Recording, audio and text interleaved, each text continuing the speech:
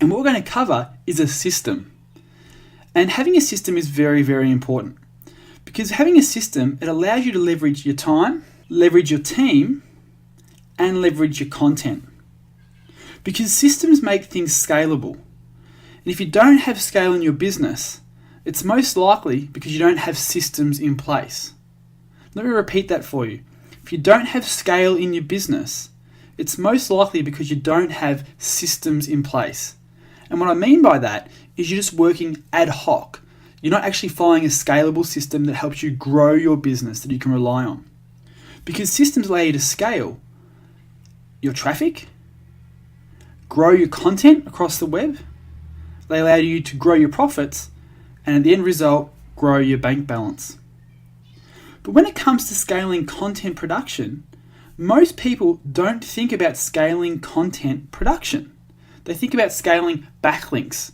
They think about scaling low-level content, if they do think of scaling content in any form at all, by outsourcing really low-quality articles simply to generate backlinks. But as you're going to learn in this video, in this system, we keep control of the most important part of the content creation process. You see, the content leverage system helps you leverage your time, use your team more efficiently, let your team do the mechanics, and you put the you in the content. This allows you to scale the content production as long as you have this system. And in the process, you create the core piece of content. You then use systems and leverage to outsource the mechanics of the content's context creation. Now, what you see on the screen in front of you in this video is the entire process map. I'm going to walk you through this process step by step. Now, this process has a point.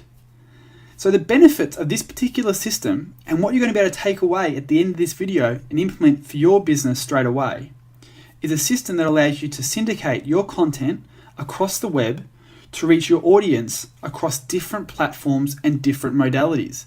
You're going to be able to reach people in a visual context, in an auditorial context, in a written context, in a whole bunch of other ways as well once you implement the system you see in front of you. You'll also learn how to leverage your core piece of content for use with tools such as article syndicators to get smart syndication and backlink diversity to achieve top rankings in the search engines.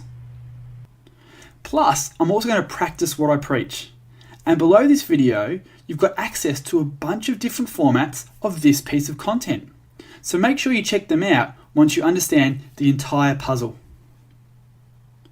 So the first step in this whole process is to create a mind map. You want to capture your thoughts of the piece of content you're creating.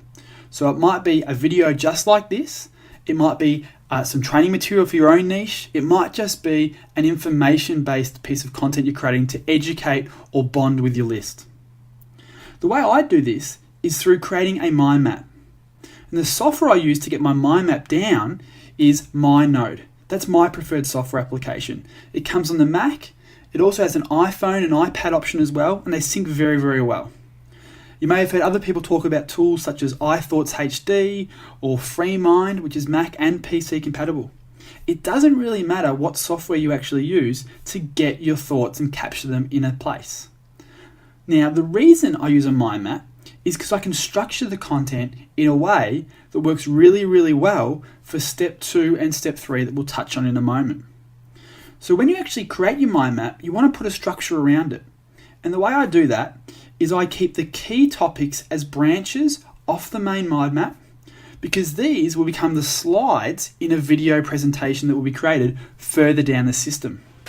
And then the more detail you want to go into about that particular topic or branch becomes the sub-branches. In turn, they become the bullet points of a slide. So rather than creating the slide up front, you actually capture all your thoughts in a mind map. Now, I've got a quick tip for this particular step, and I'll have quick tips for every step along the way as well. When you're creating the mind map, I really encourage you to capture it and create all your thoughts in a clockwise direction. And it will make sense when we move on to the next step. And that next step